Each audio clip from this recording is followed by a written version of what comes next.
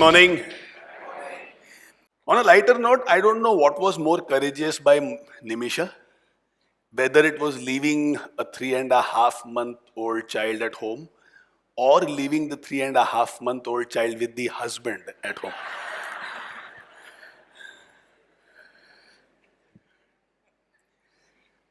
Not talking about Kanchan's anger. This young boy, 27 years old, found a girl for himself. He goes to his father and tells his father that, Papa, I think I'm ready for marriage. Father looks at him, has a very serious face and says sorry.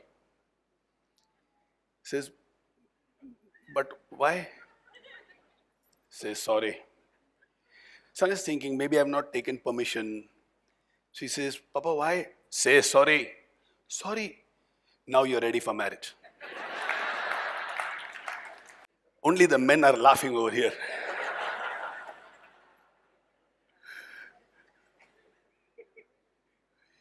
Where Rose ki kahani, so not a big deal. Me and Kanchan are very blessed because very frequently, every now and then, we get messages and updates about what is happening inside the classroom. And the joy and excitement of some sharings electrifies us. It creates goosebumps, and every time we think about it, once again the goosebumps come. Indrajit, are you here? Indrajit Ghule? Yeah, there he is. Keep standing for some time. He's wearing the t-shirt called I Love Me. Now, he's a special guy. He's just stood first in architecture exams in his whole university. And what is very special is, he just sent a message a couple of days ago saying, for the first time in my life, got a standing ovation from the class. That's nice, no? Priya Utkarsha, are you here? Priya. Priya is a part of Archana's team. Is Priya there? She's not feeling well? Okay. So Priya sends me a message a few days back saying, yet another standing ovation. Which means in her class now she's used to standing ovations, and that is the kind of benchmark that she set for herself. That when I take a session, at the end of the session, I should be able to get a standing ovation. Are you all willing to take up that challenge? Yes, hi nahi aaya. So what is driving you? Fear or... If you make this choice, that the way I'm going to take the session this time, I should be able to get a standing ovation. If you demand a little more out of yourself, what is the kind of impact which is possible inside the classroom? And what is the worst thing which will happen? Probably nobody will give a standing ovation. But you will prepare better, you will deliver better, there will certainly be deeper impact in the lives of the children.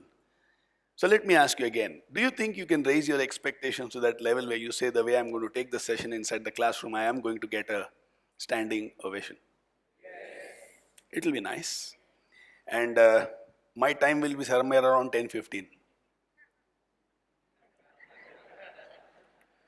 And I am not saying give me a standing ovation. I'm not saying that. I'm just talking to myself.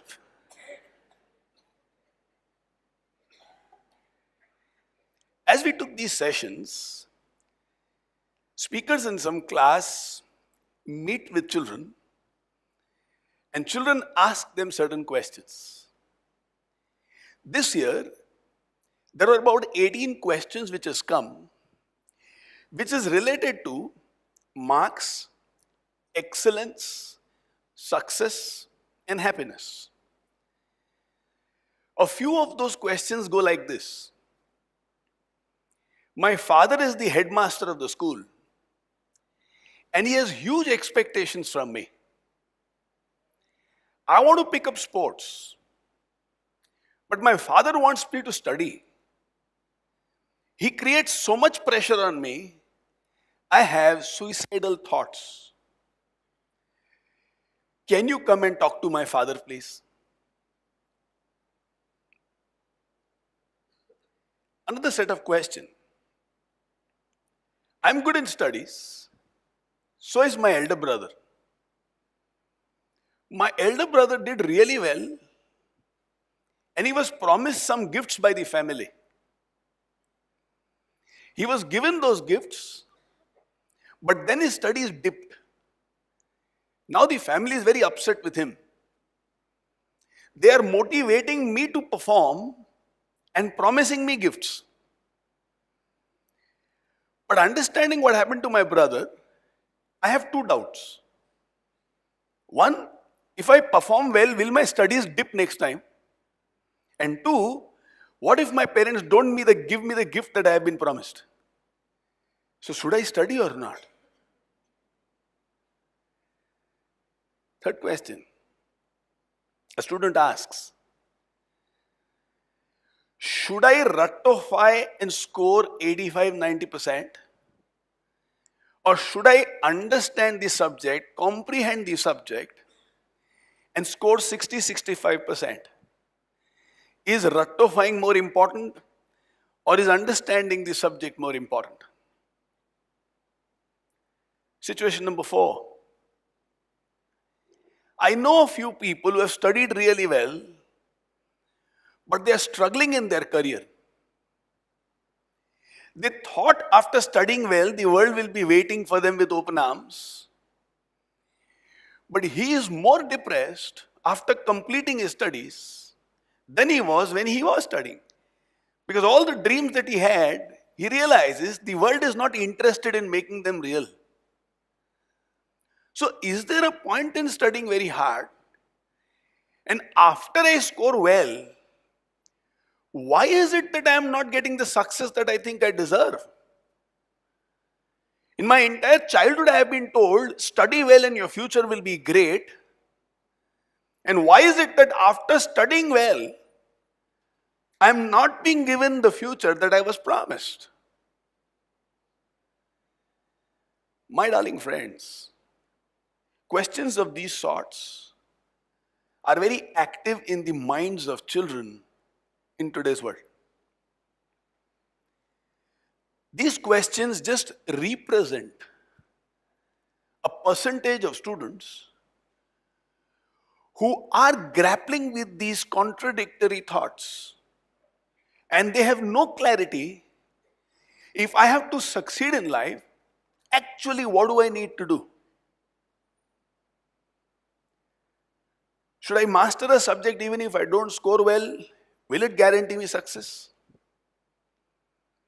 If I don't study but go into sports, will that guarantee me success?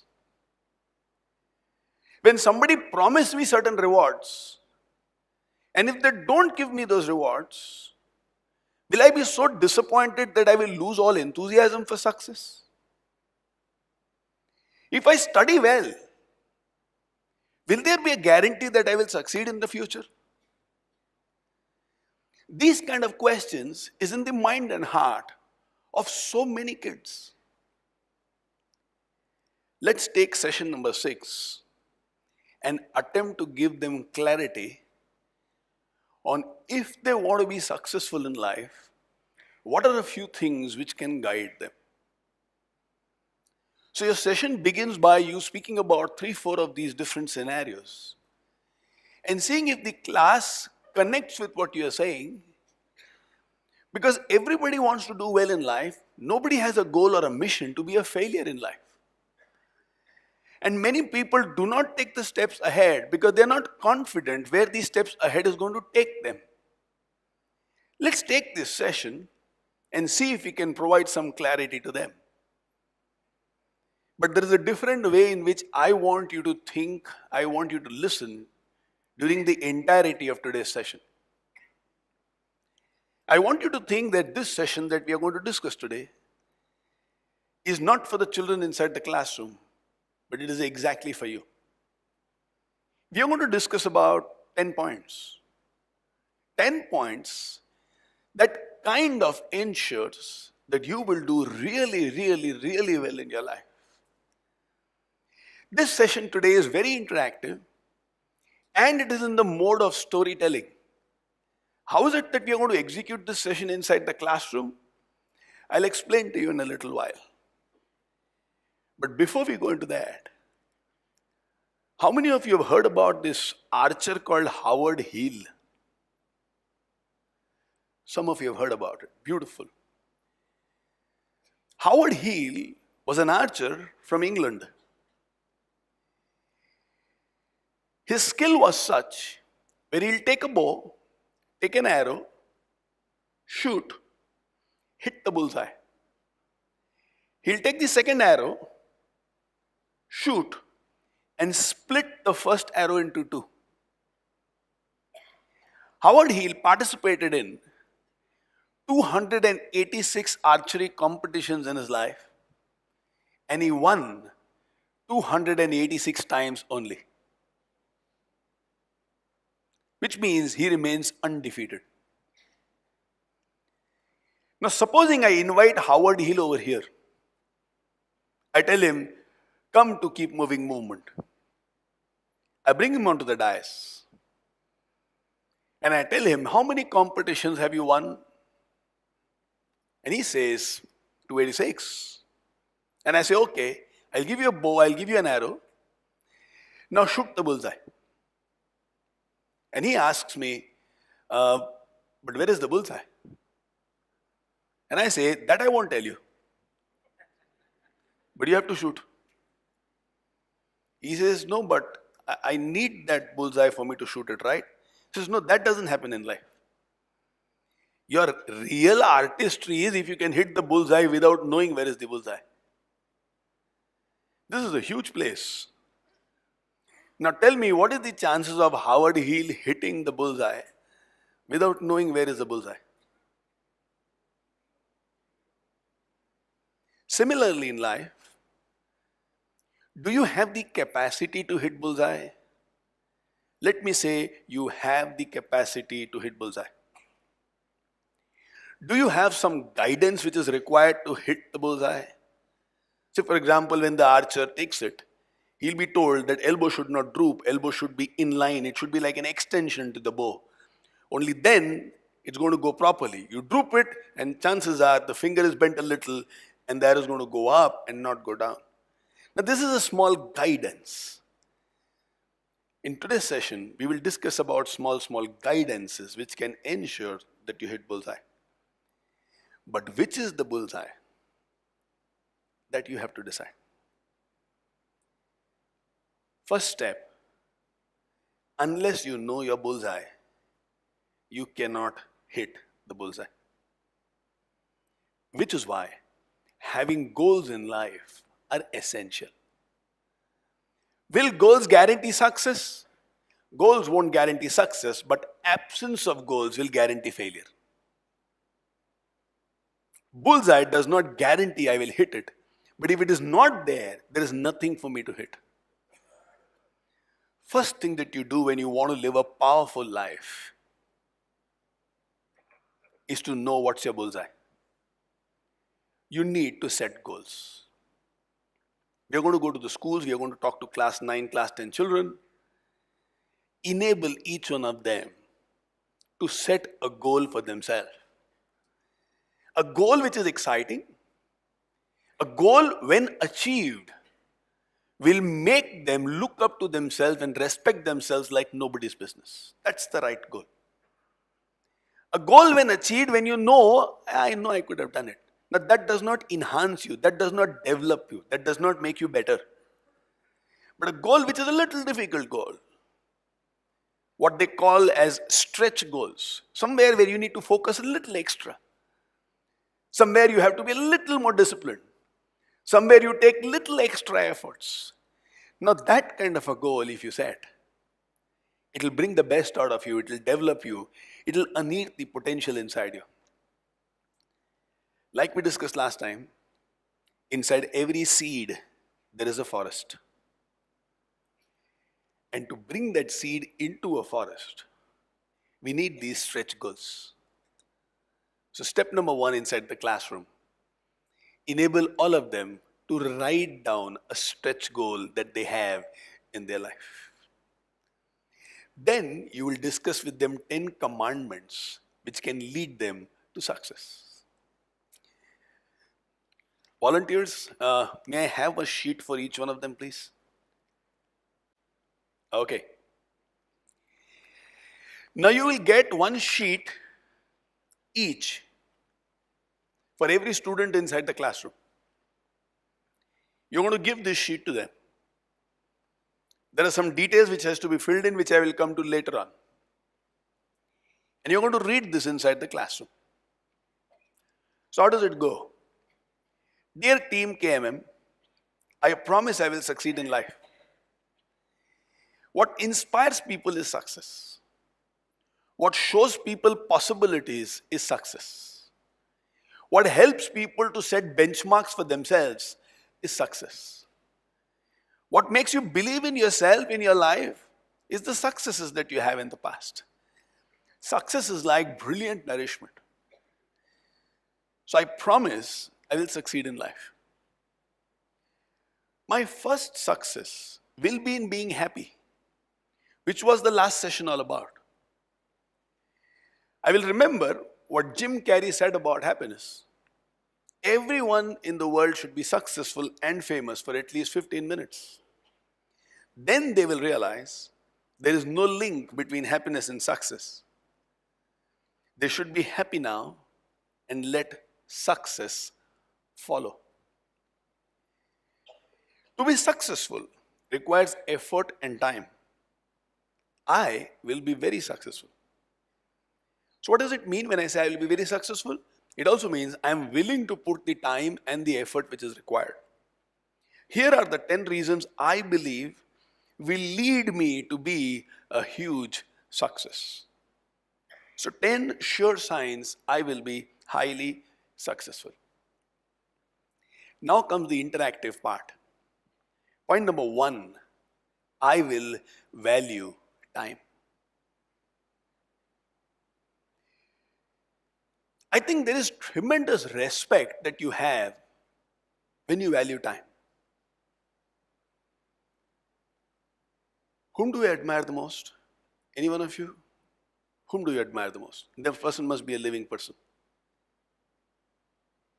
Any one of you? Whom do you admire the most?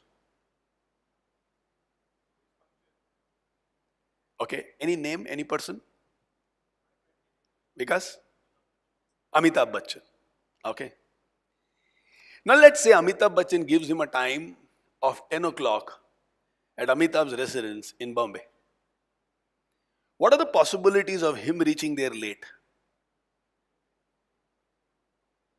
When you deeply respect someone, one of the ways by which you express that respect is by being on time. When you respect yourself, you will value your time. It will be difficult for you to waste time if you respect yourself. And if you don't respect yourself, anyway you won't live a great life. So the beginning in the journey of success is by I value time. I value time of others and I value time of myself. I can buy money, I can get more money. I have 1 lakh, I need 10 lakhs, I can buy it at a cost. I pay 1%, 1.5%, 2% interest and I can raise the money. But I can't increase the time available to me. Time is the most unelastic of all human resources. So when I start respecting time, I'm actually respecting life. All those people who are successful, you will find they are a little possessive of their time. They won't give their time to anybody or anything unless they believe it is worth it. Some friend might call you and ask you to waste time with them. Somebody might want to gossip with you. You might be seeing something horrible on TV, but since it is started, you want to end it. And all this makes you waste your time. Sitting for hours on the social media, wasting time. I understand relaxation. There is a line between I do this to relax myself, watching TV for 15 minutes, 20 minutes, 30 minutes, or a particular serial which electrifies you. But seeing something useless and continuing to see it is wasting time. All who want to be successful will value time. What I want all of you to do is think about your life and just write down next to that I value time about what is that one thing that you're going to do, or what is that one thing that you're going to stop, which is a proof to you that yes, I value time. You have 2 minutes to think and to write. You have any doubts, any questions, just raise your hands.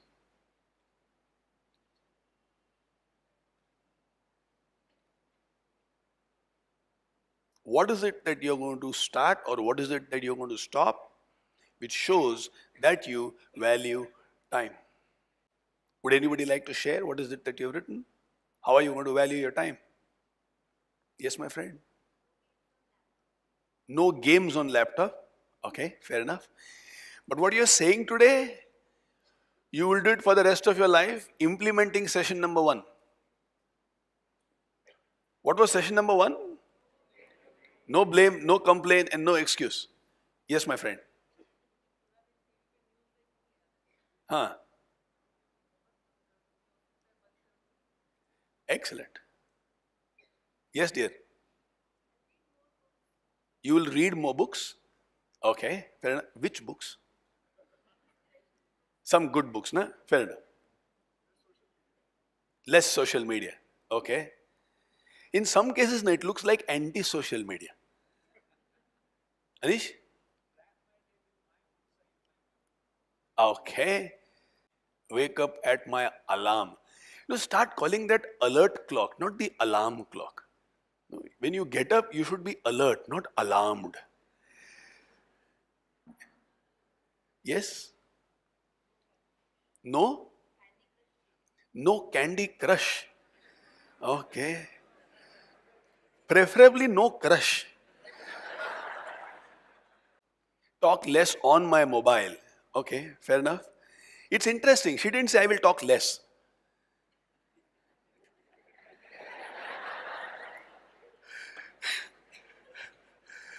Very precise. Smart girl. I like you.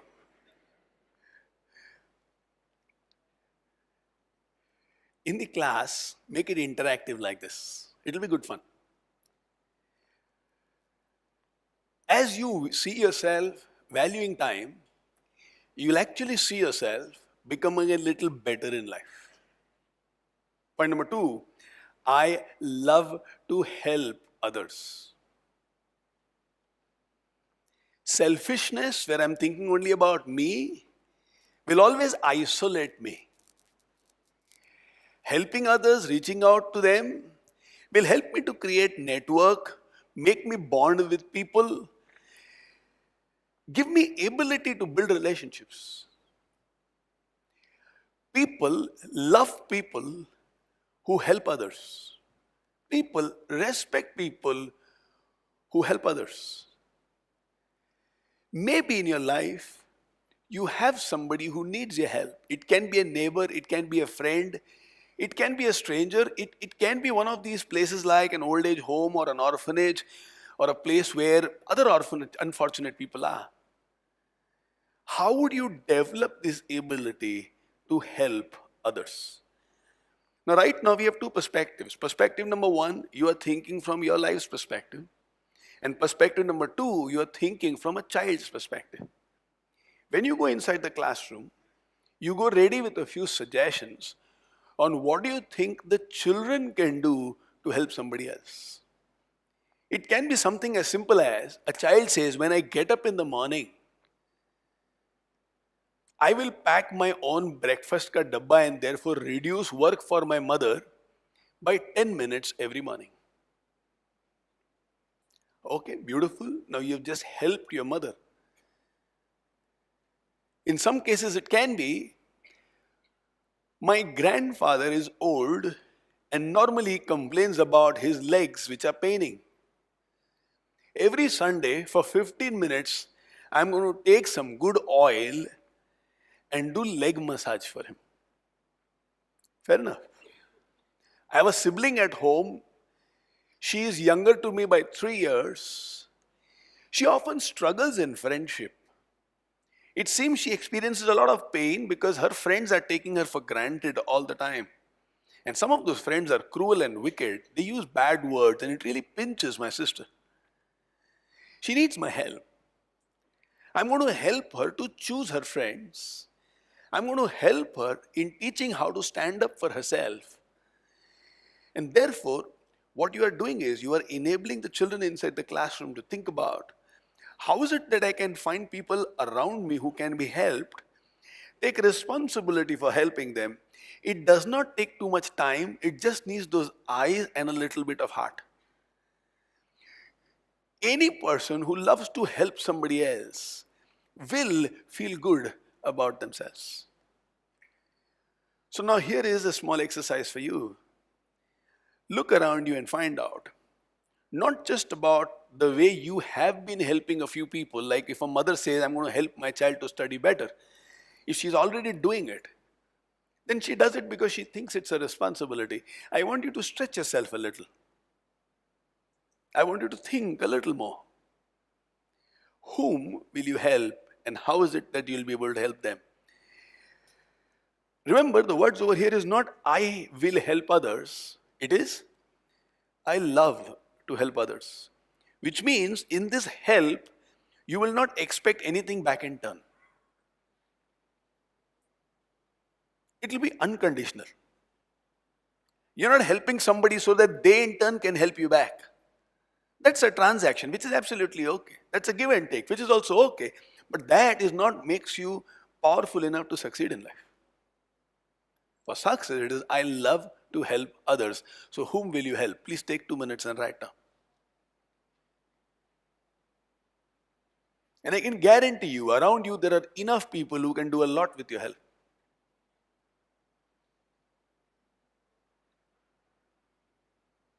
Whom will you help and how? She is very lonely. Beautiful. You don't know how to help? Yes, last row. Is that Ajit? Yeah.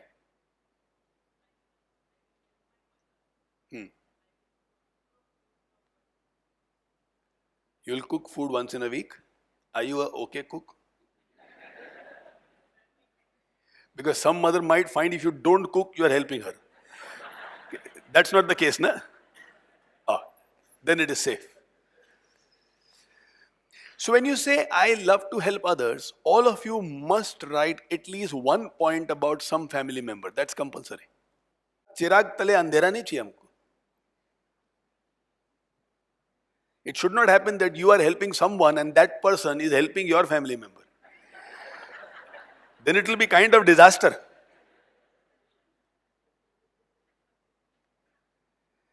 At least one should be a family member.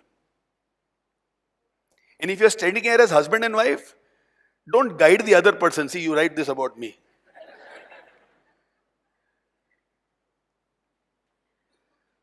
So if you can even write just two, one about a family member and one anybody else. It can be a colleague at office, it can be a neighbor, it can be a stranger, anybody. Good enough. 3, and I love this, I am easily coachable. In Zen, there is a saying, and I love that saying, when you are ready, the teacher appears. Now, all of us have enough right teachers around us. Thing is, we are not ready. We don't like feedbacks. When somebody gives us a feedback, the e-tsunami comes. Which just shows that we are very vulnerable inside. We don't like anybody to tell us where we should improve. We love it when they appreciate. We love it if they can clap. We love it if they share about our achievements with the world. But we are kind of uncomfortable if somebody tells us where you should improve. We go on the defensive. Or sometimes we go on the offensive. Fundamentally, it means I am not coachable. Now, I am not coachable also means I'm not focused on improving. Somewhere in a weak state of mind, when somebody attempts to improve us, how do we process it? We process it by thinking they think I am not good enough. We see it as a rejection. We don't see it as help. We don't see it as love. We see it as a personal attack. That is why you will find there are some people to whom you give the slightest of feedbacks. And they kind of flare up. They kind of get angry. And in those moments, you can find ice in the atmosphere. Sometimes somebody might also aggressively say, I care a damn, or get out, or what is it to you? Maybe we are one such person. I am coachable means you have the ability and the willingness to make the whole world teach you. Which means you can improve. And without improvement, there is no life. In my school days, we had an essay, and the title of that essay was Behta Pani Nirmal. And then the essay would go on to explain, if water stays the same place, it gets stagnant, and very soon it loses its power of life. And in a flowing water, there is always energy, there is always momentum, there is always life, there is only freshness, which means that water is changing. You are coachable when you see improvement as a desired quality inside you. You are not coachable if you care a damn for the world and you don't want to improve at all.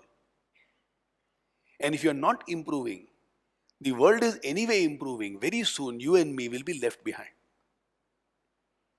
You want success in life, you must be easily coachable.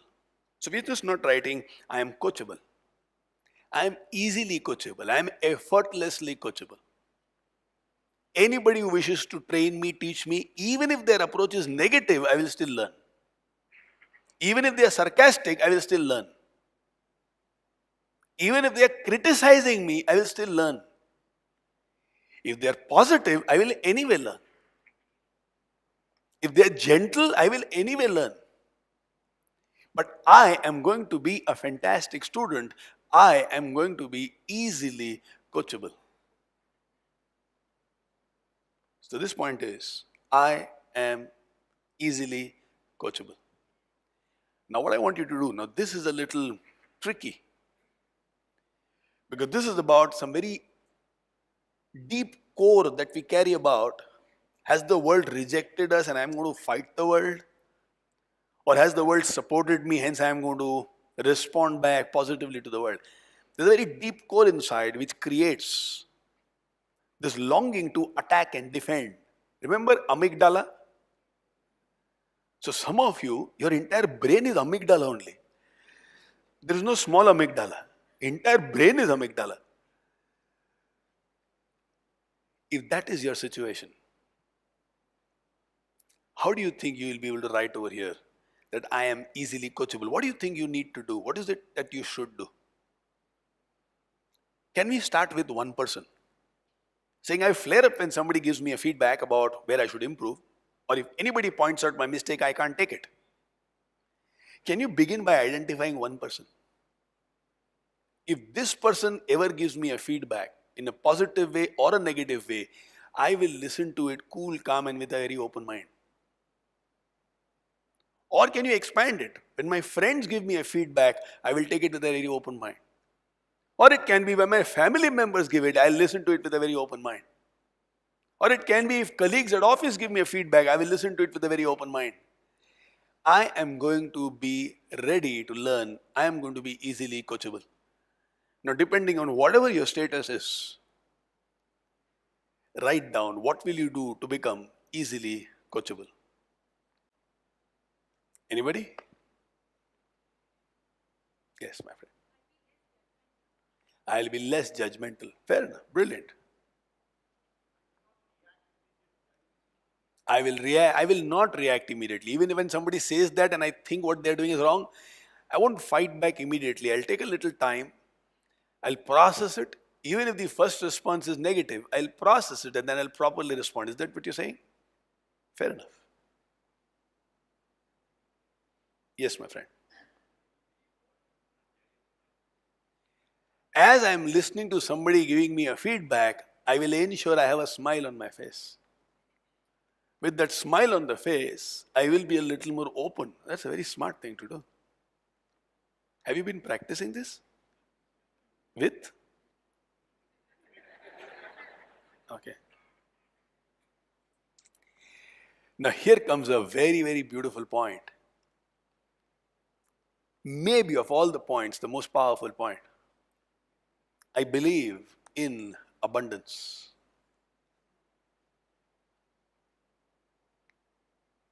Remember how we ended the last session? About the world being a huge pie.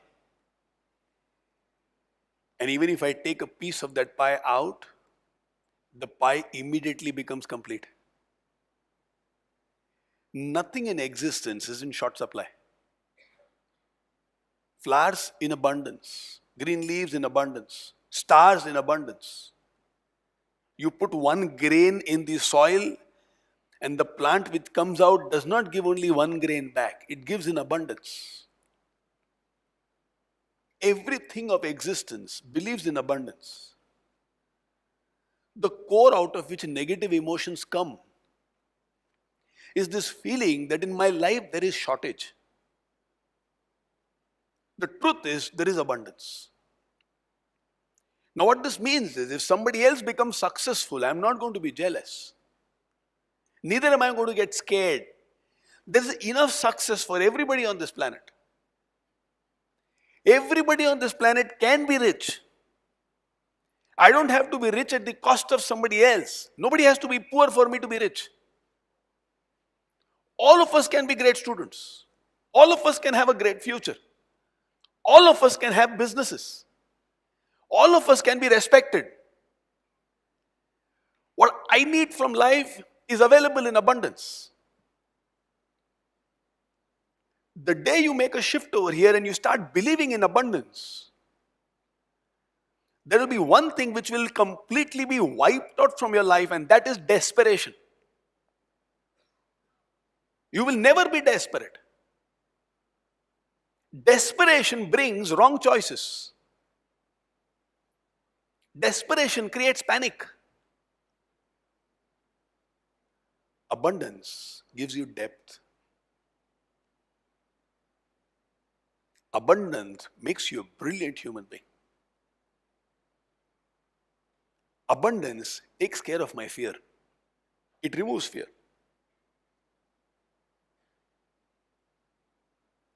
In which aspect of life do you carry fear? Find out what is the shortage in that aspect of life for you. Let's say you have a fear, those of you who are in business, let's say your fear is you will not be able to make payment to people on time. The moment you have thoughts of abundance, you will say, there will be many opportunities for me to reward those people who will cooperate with me even if payment is delayed this time. There will be many opportunities from which I will be able to create resources. You move into abundance mentality and you will be able to see a lot of options. We move into Daridra Chintan mentality and we will be scared and deeply insecure. It's a very deep thought, but it's a very required thought. I cannot lead a team if I don't have abundance mentality. I cannot take challenges in life if I don't have abundance mentality. I won't be able to pass credit to people if I don't have abundance mentality. I won't be a right team member if I don't have abundance mentality. When you start thinking there is enough success for everybody, There is a kind of deep peace which enables a quality of life to happen.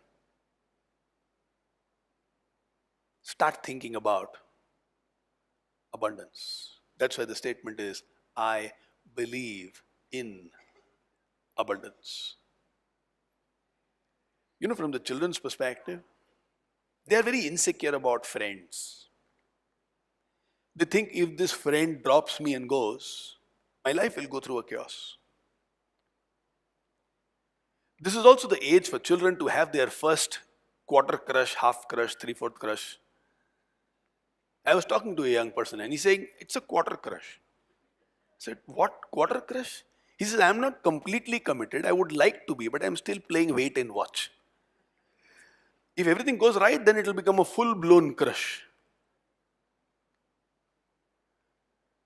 And when their first crush does not materialize, just listen to their selection of songs. Heartbreak, cheater.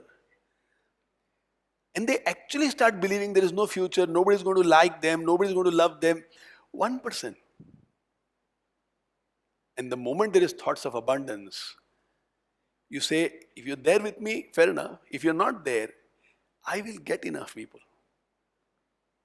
I'm not dependent on you. I'm dependent on life. And if life has sent you to my life, then like you, there will be enough people who will come. Wish you all the best. May you get somebody right for you. And I am confident I will get somebody exceptional for myself. There is no insecurity when you think about abundance. So when you talk about abundance, do talk about quarter, half, three-fourth full crushes. In fact, think about your life when you had your first crush. That's why they call it crush. You are crushed. Otherwise, they should call it blossom. I have my first bloom. I'm having my first crush. Your goal, in case any child has gone through any kind of failure in life, you speaking about abundance should yank them, bring them out of the clutches of the failures of the past and the memories of failure, haunting them negatively. Failures are there for us to learn something out of it. It is not there for us to become a slave to that memory.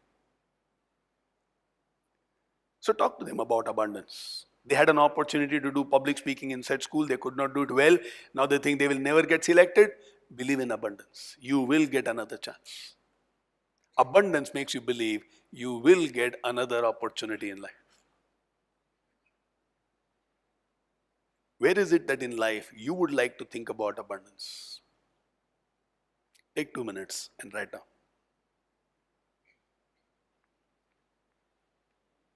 Which means zero regrets in life. Zero guilt in life. Where in life would you like to believe in abundance? If there is any area in life where I don't believe in abundance,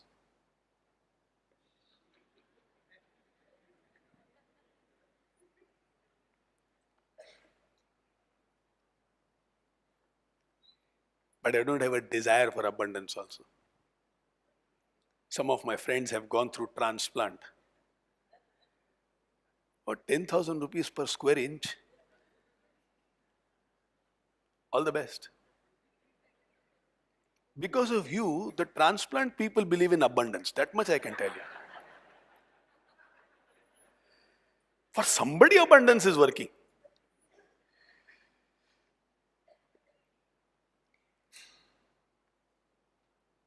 Now again, a very deep but a very classic statement. I'm not chasing success, but I'm adding value.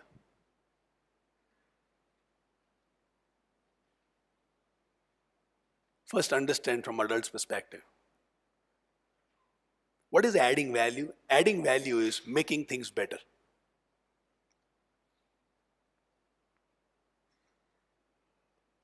Sometimes you make things better by making people believe in themselves. Sometimes you make things better by supporting them.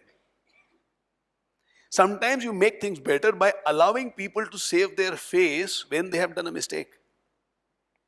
Sometimes you make things better by not shaming people in public. I believe in making things better. I have a worry.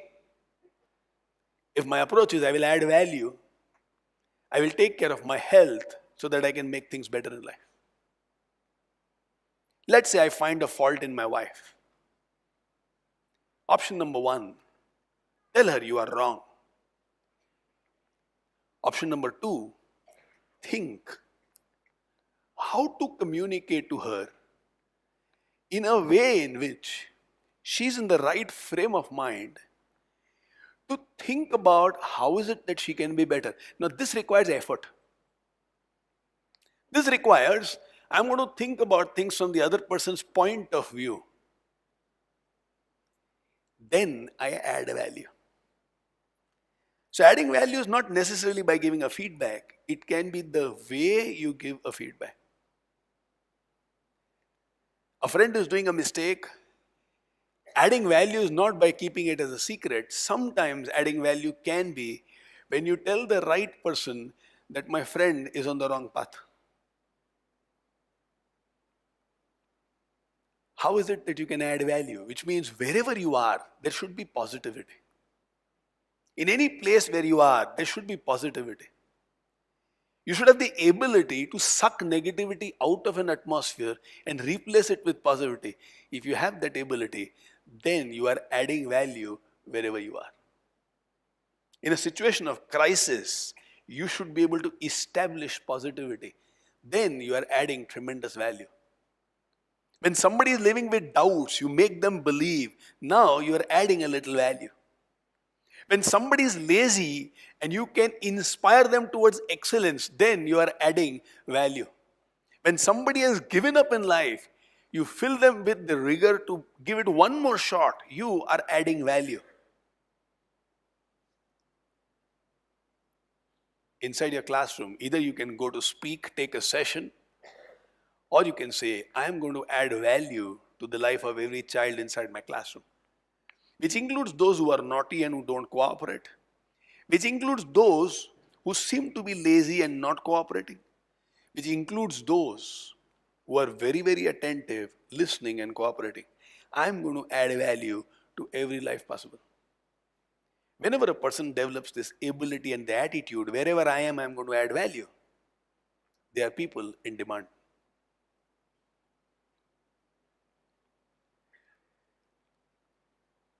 Which means you're not running behind numbers, you're not running behind the balance sheet, you're running behind how is it that I can add value. You have employees in your organization, it's not just about the work that they have to do, it is not about KPIs and KRS. It is also about how can I add value to the life of my employees. What do they need? Do they need a break? Do they need support? Do they need training? Do they need motivation? How is it that I can add value so that they in turn can add value to the organization? But adding value is the crux of leadership. Next question. Next point. I like to ask questions. I love to learn new things. Those who like to learn never get old. Recently, we wrote a life school message in which this was what was written. There is something called never stop improving and never stop learning. It is also called as ALB, always be learning. Now, if you have the approach of I'm always going to be learning and I'm never going to stop improving, it's only a question of time before success comes and kisses your feet. So I like to ask questions and I love to learn new things. Next, I love to complete my tasks completely, which means if I take a responsibility, it will be executed no matter what. I am a finisher, I'm not just a beginner. Which means if I take gym membership,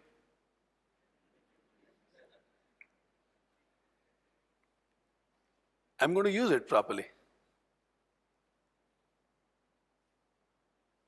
Over here, there are just two small guidelines, FTF and FTR.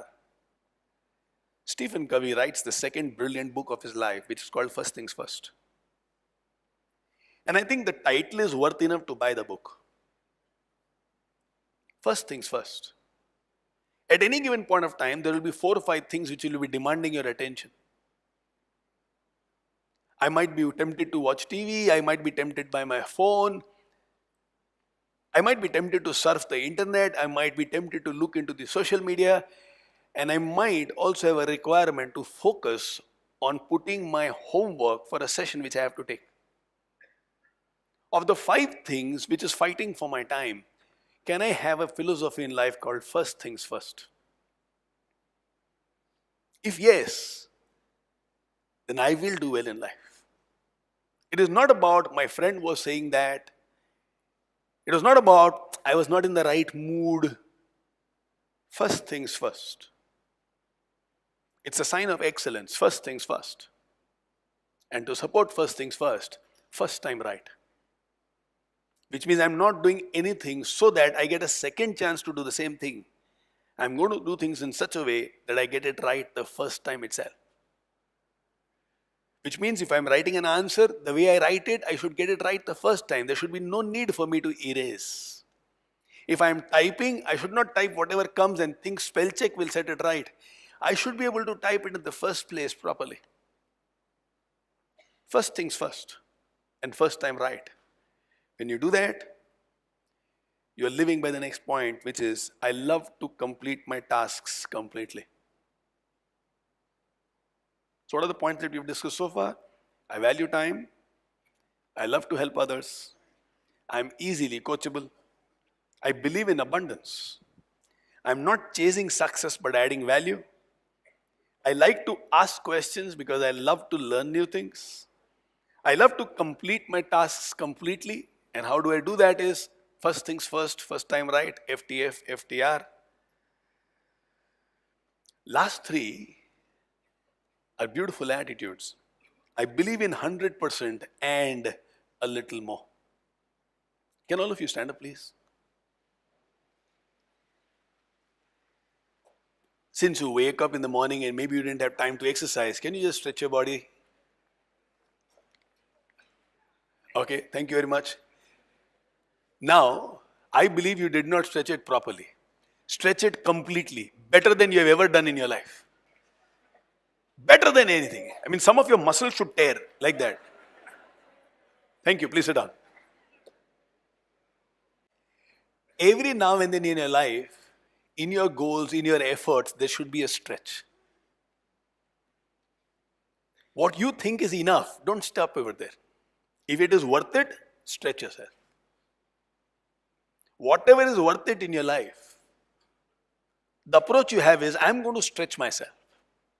My mind will say this is enough, but I will do more than that. Now, this is what leads to excellence. There is something which is called chal jayega, acceptable. And there is something else called excellence, which is desirable. So the gap between the two is this little more.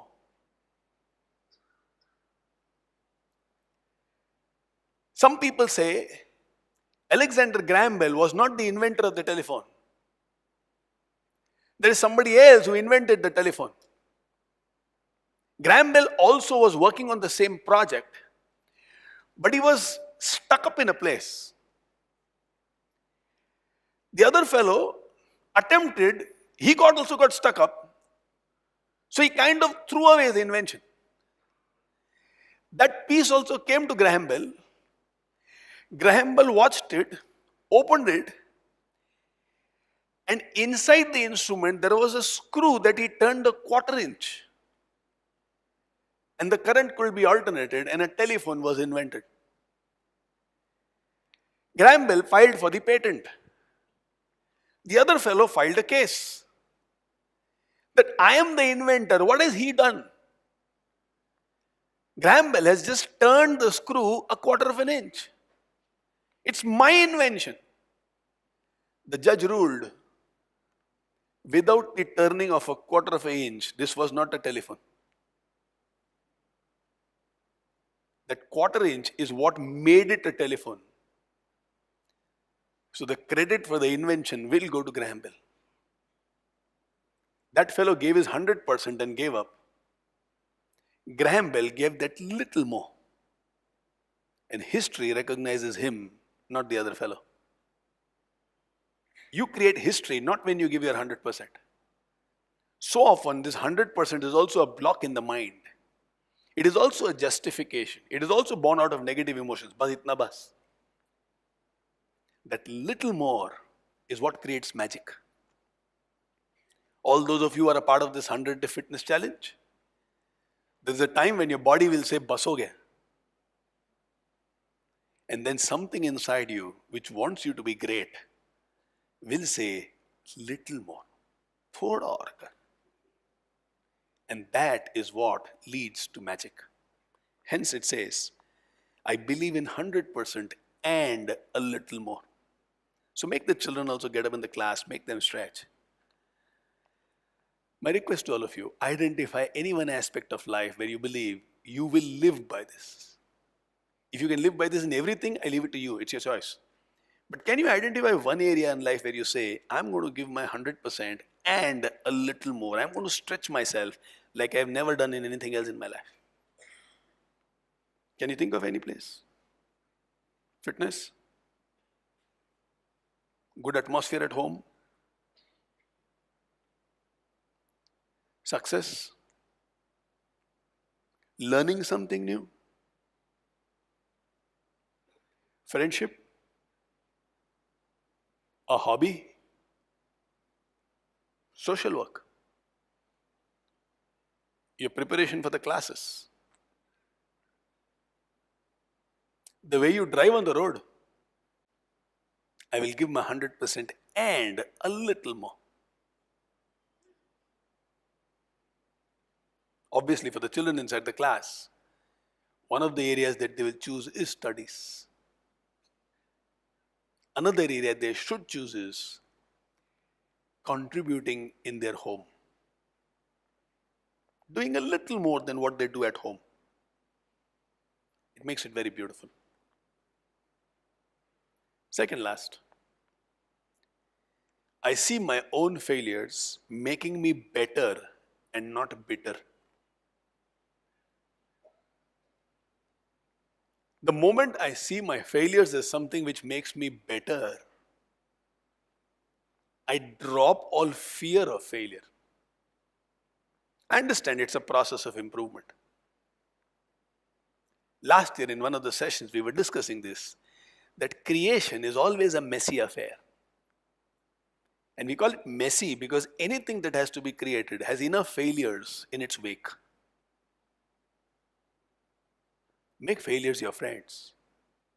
Friends that teach you something significant. It makes me better.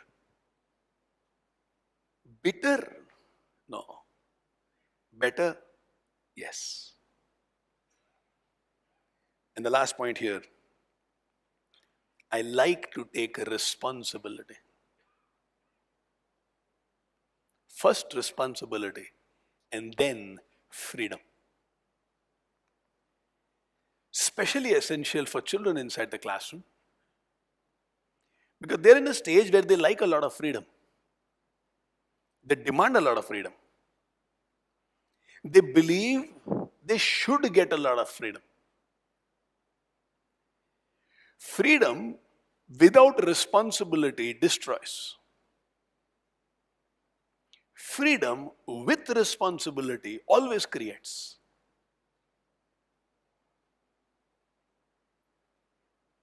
In the Constitution of India, first we talk about the responsibility of every citizen. And then comes the freedom of every citizen. Unfortunately, because we don't read it properly, or maybe by choice, we don't want to read about the responsibility and we talk about freedom. India got freedom in 1947 and Japan was devastated in 1945.